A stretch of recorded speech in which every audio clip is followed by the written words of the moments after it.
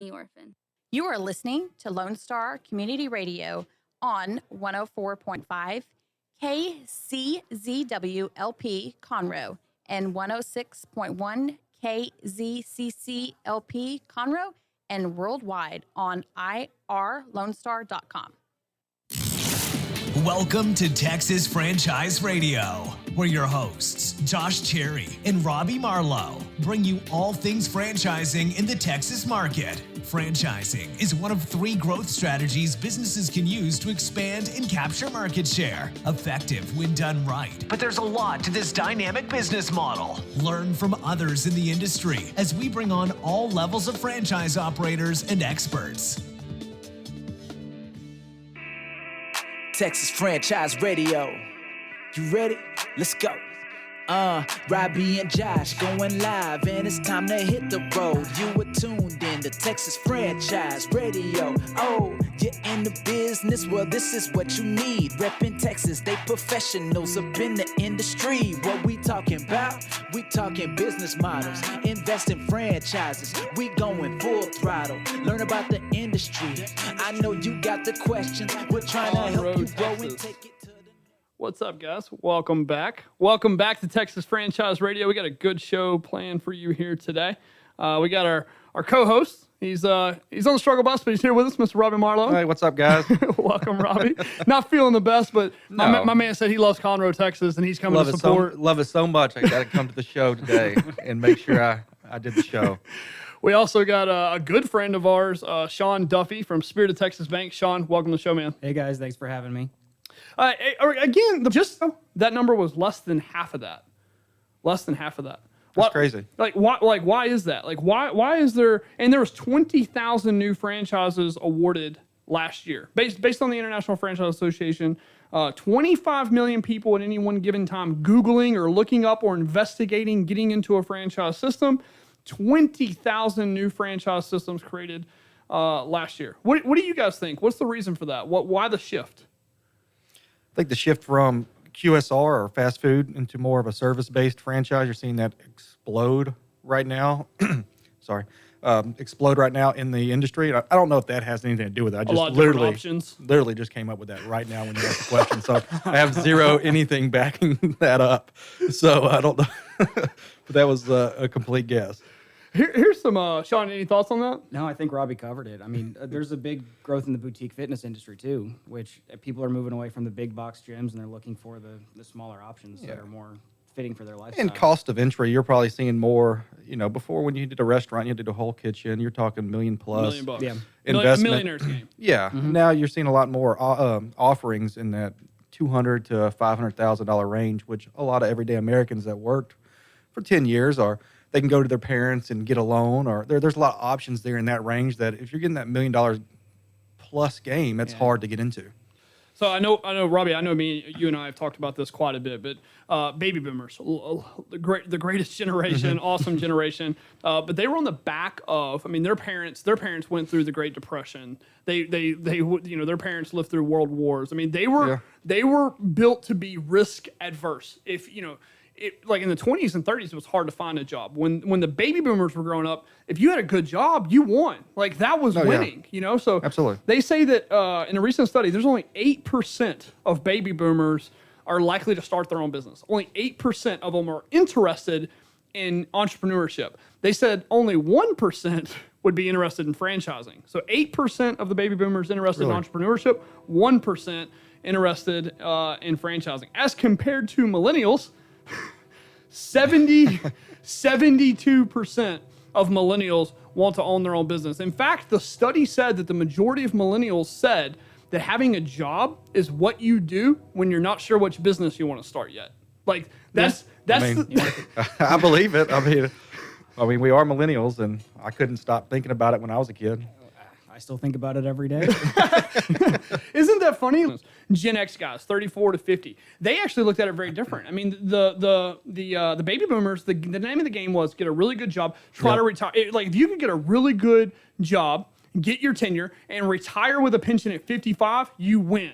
right? Like Yeah. nowadays though, or even Gen X, in the age group from right at the top of us, right, like 35 to 50, Gen X, they value work-life balance more than they do the security or being risk adverse. They would rather work-life balance. And then the millennials, like we said, those are your guys from our age on down to 22. 72% likely to start a business, and now we're starting to see it be multi-generational as well. We've had a lot of franchise consultants help us along the way, Robbie, and we had one that was, one person told us one time that the worst thing you can ever do is award a franchise to somebody who the parents are awarding them to. The money. And I, for a long time, I never understood why that was, but in the last 5 years, we've seen that transition, and I don't think that's the case anymore. Well, I think before it was kind of like the parents are pulling them to success.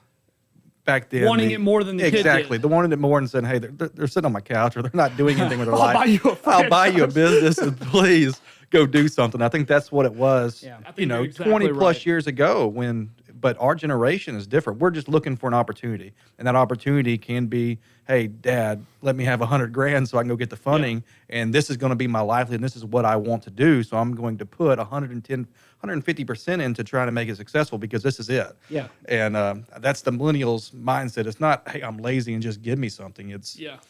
I want opportunity. And the only opportunity I can get is borrowing the money from you. And that's one opportunity, but the bank's going to want so much collateral. And the way if I can get that collateral is go to my parents. And that's kind of what you're seeing now. I think you nailed it 100%. If you're in franchise development, if you're excluding people based on Yeah. age, I think you're missing a huge part of the motivated population. And I think it's exactly opposite of what you just said. I think before it was the parents going to the kids Yeah. on the couch and saying, please go do something with your Please. life. And that makes sense why those franchisees 20 years ago didn't work Yeah. out Or if the parents were buying it for the kid. Now I Yeah. think it's the kids going to the parents, dragging them. Look, Yes. look, I've studied this. I've been managing this type of store for 5 years. Exactly. I know I can do it. I'm looking at the numbers that the people I'm working for are making. Yeah. Invest in me. Let's build an asset Yeah. for our family. Hey, when I went to my first location for Delta Life Fitness, I went to my dad and borrowed the money to build the first location, not for myself. So I'm not Yeah. I did it. Yeah. I think it's just an option. Our parents worked. That generation worked and invested, and they got a lot of money set in retirement. And we look at that life and say, hey, that's great, But it's not realistic for but it's people not. in our age group. It's not realistic, and it's not what I want.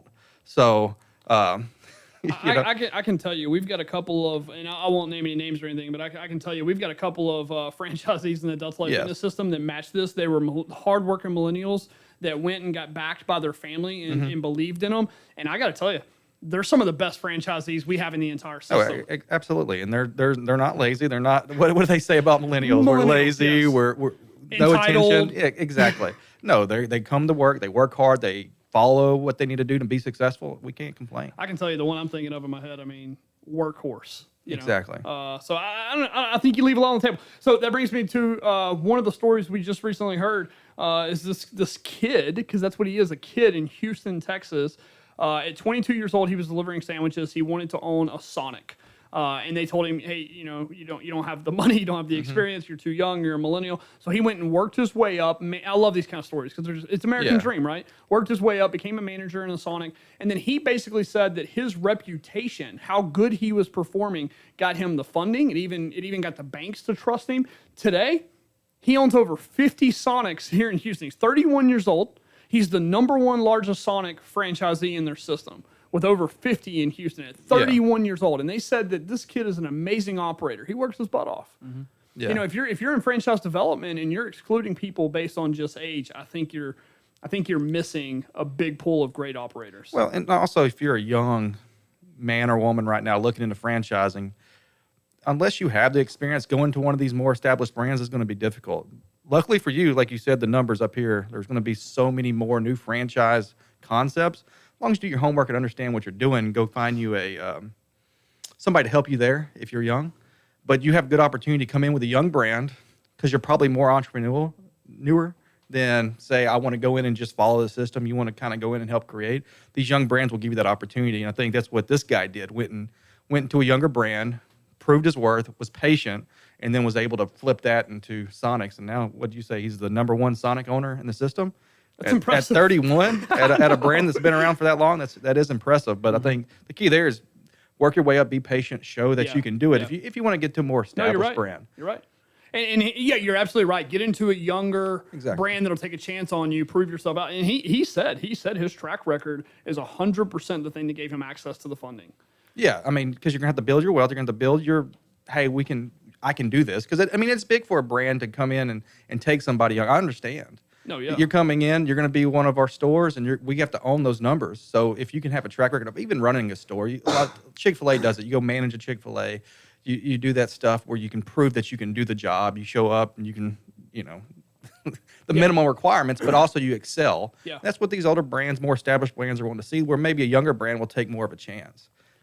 So on the flip side, I mean, one of the things for franchise development is done for years. And franchise development is your guys in each system that's screening the new people that they're going to award franchisees to. Two things that they say they won't waste time with, or has been tradition for the last 50 years. Yeah. They won't waste time with people that are too young or people that don't have enough money. And you're seeing, and I think you're seeing the trends change because of that. Hey, there was only 2,000 offerings 15 years ago. Now there's 4,400. 10 years from now, there's going to be 10,000 franchise offerings. That's insane. 10 Yeah. freaking billion. Yeah. How many franchise brokers?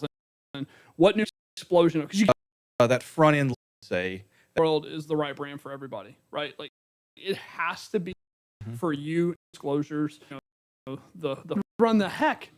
And item 7 is just a list of all the expense. I'm 1,000 total stuff. And Robbie, what do you think? I mean, what's the right steps?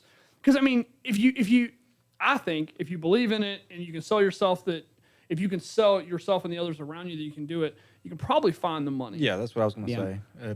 say. Go find the right brand, and then if you can find the right brand that fits you and what you dream of, then if you don't have the money, or you don't have the ability, to get the loan, then you have to go sell somebody else on your ability to be able to complete that. Then you can find the money. Yeah. I think what I heard a guy said, money's easy to find. Yeah.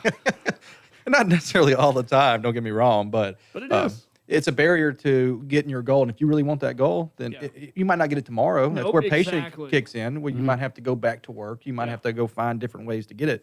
But if that's what you really want to do, you'll find it. Yeah. I mean, because I can. I mean, even with Hunter, like, hey, if you want it, like, you're gonna have to prove to me that you can do this. You Yeah, I don't want to go buy a hot dog stand and it's at my garage. like, I think that's backwards. Yeah. No, absolutely. I think you go find the brand that because so now you pinch your way into a brand that's a mobile carpet cleaning that's just a van that you can get into for the 70% is going to be more than enough equity to get the funding, and then it just wasn't the one you were good at, right? Yeah. And you lose your money. Like I think if you only have 70, but the brand that you could do really well is going to require you to find 150. I say you find the brand that works for you. I mean, you can't go from 70 to 2 million. I get that, but Yeah. if it's between 50 and 200,000 and you're fluctuating in there, I would say find the brand that you feel like this is the one that was built for me. I could crush this. Then you find the money, not the other way around. I think Yeah, the for story sure. of the guy with the Sonics is a perfect story. He wanted a Sonic, explored it, got on there with the franchise development team with Sonic, and they explained to him, hey, you're not ready for Sonic, but you need to go find a brand that's close to Sonic, purchase those brands. I think this is the story I'm thinking of. Yep. Work in their system for a while. Then once you prove yourself, you can go into this system. So I think finding the brand that you want. Hey, I want to own a McDonald's. That's great, but maybe you don't have the track record to own a McDonald's. What's that next tier? No, it's good. And that's where you go. I want to own an Orange Theory. That's where you're going to find a lot of the fitness industry is going to go to Orange Theory. They're the pioneers. They took the arrows.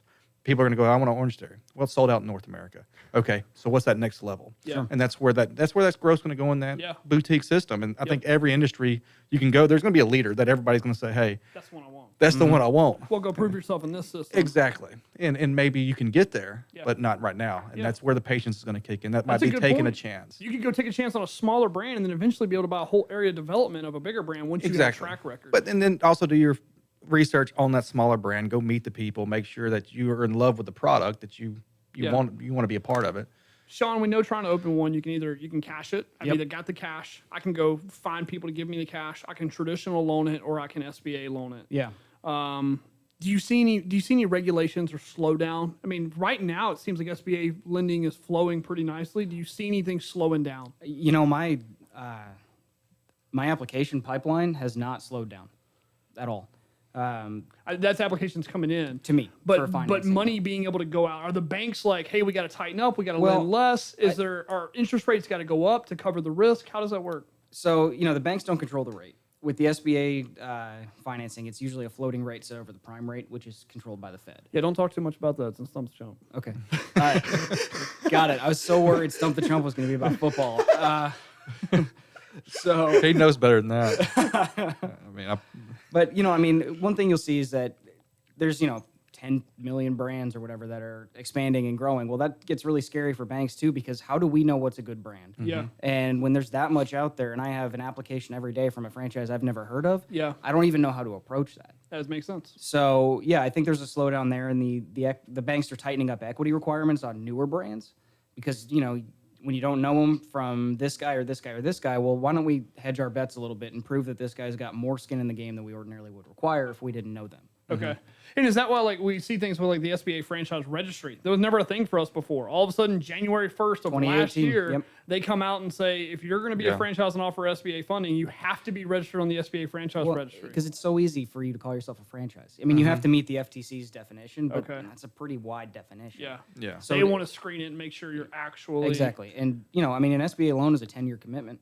So, a franchise agreement's a really long commitment as well. Yes. So, we want to make sure that these people that are good hopping on ones. board, the good ones, There are some that that are are 2 or hopping on 3. board, they're All right. growing. I think we got to head off to commercial. We'll be right back. We'll wrap up that thought in just a second. Sean Duffy. All right, Thanks, man. guys. In the industry, what we talking about? We talking business mind. Is there someone you know who is hooked on vintage aircraft? Follow the Commemorative Air Force and its fleet of World War II planes, including the mighty B-17 Flying Fortress Texas Raiders, which is based in Conroe, Texas. Texas Raiders tours locally and all around the United States, offering the public a chance to put their hands on aviation history. What could be a more perfect gift than a flight on a historic B-17? Taking to the sky on the iconic bomber is an experience that will never be forgotten. For the touring schedule, reservations, or more information, go to b17texasraiders.org or call 855-FLY-A-B-17. Hispanic Chamber Connections with Dr. Carlos Sanchez, President of the Woodlands Conroe Hispanic Chamber of Commerce, featuring event announcements, member highlights, and more. Tuesdays at 1 p.m., broadcasting from the heart of Conroe, Texas on irlonestar.com and Conroe's FM 104.5, 106.1. Don't forget to download the Lone Star Community Radio app for your Google Play or Apple Store. Bring Montgomery County's community radio with you anywhere with your smartphone or tablet. If you are in the Conroe area, tune in on FM. That is Conroe's FM 104.5, 106.1. It's time to tune in and expand your network. So let's see how it's all done and how it's operated in the local Texas market. Time to get us educated.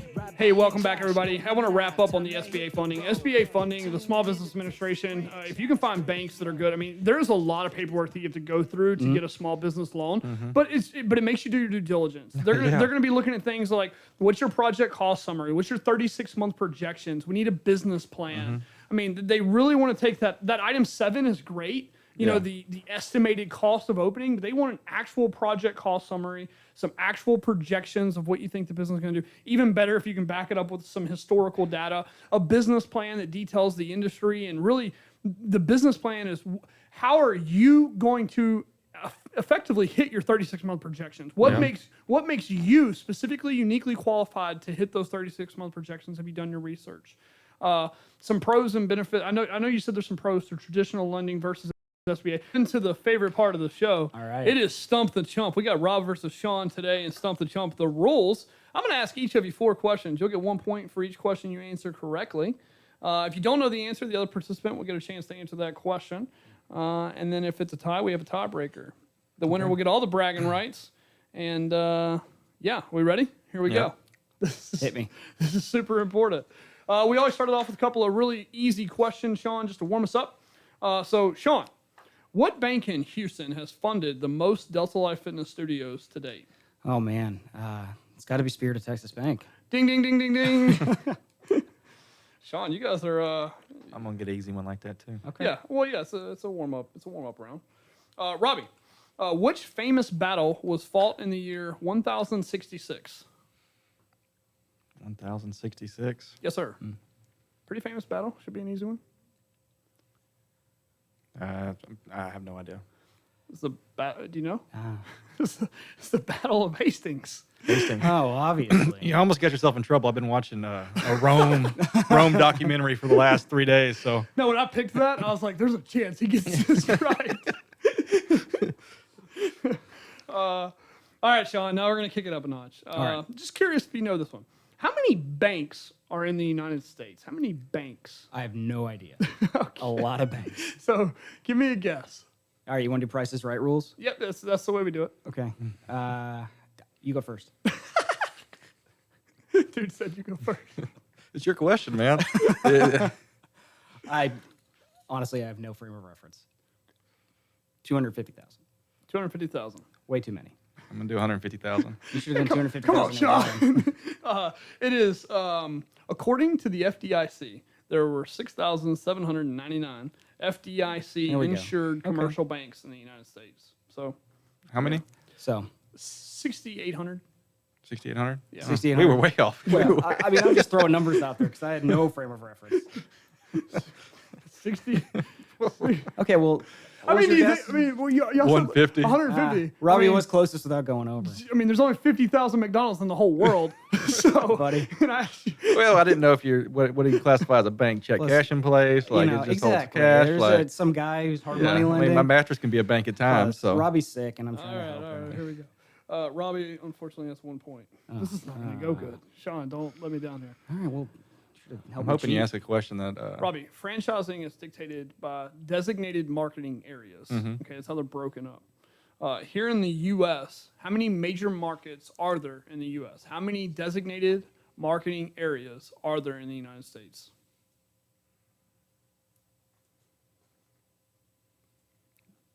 uh, 105. Sean, what would you think? How many major markets in the U.S.? I have zero reference on that. 104. Oh, you kidding us? Did you say 106? No. Come on. Yeah. This is Robbie's gonna win. Wait, how many was it? Sean, you're gonna be fired. Never know. welcome to come back. How many was it? There are 210 Oh man, we were way off. major markets in the United States. I went Sean, too low. I went too low for him. It kind of. Sean, it was two. It's all It was 210 in the U.S. How many DMAs, designated marketing areas, are in Canada? Jesus. In Canada, 100. out of the 53 DMAs in Canada, how many are there? 53. Is that what you said? I think so. Okay, All Robbie. right. I'm guessing the answer was 53. So I'll go. Now I kind of want to ask. We're Can tied. you ask me about football? yeah, he comes out with DMA questions. And how many banks are in America? So it's important to Oh know my for God. franchisors how many major markets are in the United States, and they rank them too. By the way, I didn't know this. They're ranked 1 through 210 in the United States. What's the best market Yeah. and what's the last market? And to that end, Robbie, New York is the number 1 DMA. Okay, New York is the number 1. What number DMA on that ranking of 1 through 210 is Houston? It's got to be top 10. So say 6. What do you think, 5. dude? Chicago, Los Yeah. Angeles. Not New York. Not 7. 7. I think 7. Sounds good. Oh man, I was one off. It was 7. Yeah. Houston is number 7. So Did you really think I was going to know how many banks there were? No, it didn't. So New York is number 1, then LA, then Chicago. So shout out to Alicia and John. We're negotiating some That's 3-unit my top deal up in 3. Chicago right now. Then you got Philadelphia, Dallas, Washington D.C., Houston, San Francisco at number 8, Boston at 9, and Atlanta at 10. DC is surprising. Yeah. DC is surprising. Have you ever been there? I mean, that metropolitan area is. Yeah, but I wouldn't want to do booming. business. I wouldn't want to do business there. No, but there is a lot. No, of there is a business lot to of be people. had Yes, no, there is a lot of people there. there. Okay, Sean. Now you should know this one. What is the current prime interest rate? That'll be 5.5%. Robbie, you want to take a guess at that? I think that's right. That is correct. What's the score? Sean tied? 3 to Robbie 2. Oh All no. right, this is for the. Robbie, what is the current federal funds rate? Man, I was hoping you're going to ask me who is the. I ain't asking you nothing about the Treasury. What is it? The federal fund rate? What is the current federal fund rate? 3.5%. Do you know what it is? It's somewhere in the threes. You don't know what it is? Nobody gets that point? 3.7. It's 2.5. So Sean wins, but I'll tell you the barely. tiebreaker.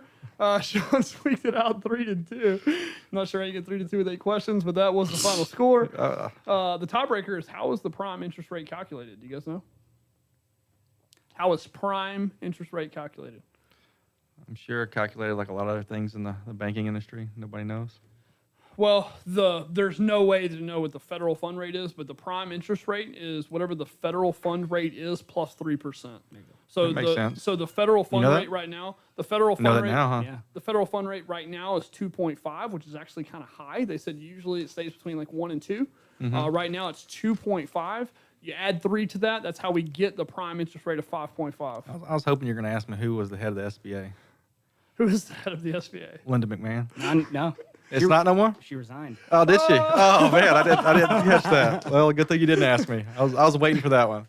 How much time we got? We got a couple minutes left, or we're When she wrapping up? resigned. 3 minutes. We got 3 minutes. Last week. Hey, I want to thank everybody for listening to Texas Franchise Radio. We talked a lot about one, just the franchise industry and the crazy growth of where we're heading, and the new franchise buyer. It's not your baby boomers anymore, and that was a small percentage of adult humans to begin with. It's mostly Gen X and millennials.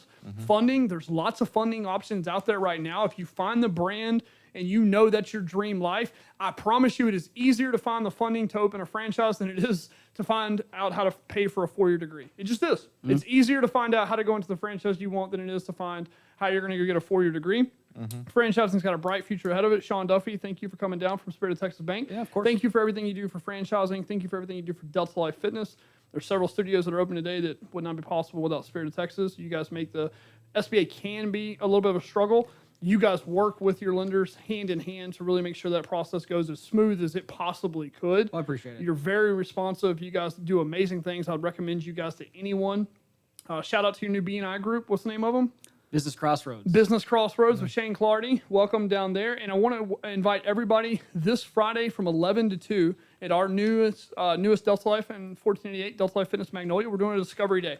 If you think that a women's fitness franchise that caters to women, has 30-minute classes, and has childcare, if you think that might be a franchise or a business that you're interested in, or if you just want to meet us or learn more about franchising in general, we will be at Delta Life Fitness Magnolia from 11 to 2 this Friday for a Discover the Brand Day. Come out and join us. Grab free lunch on us. Sean, Robbie, thanks. Yeah, and we'll thank see you, you guys. guys all next month.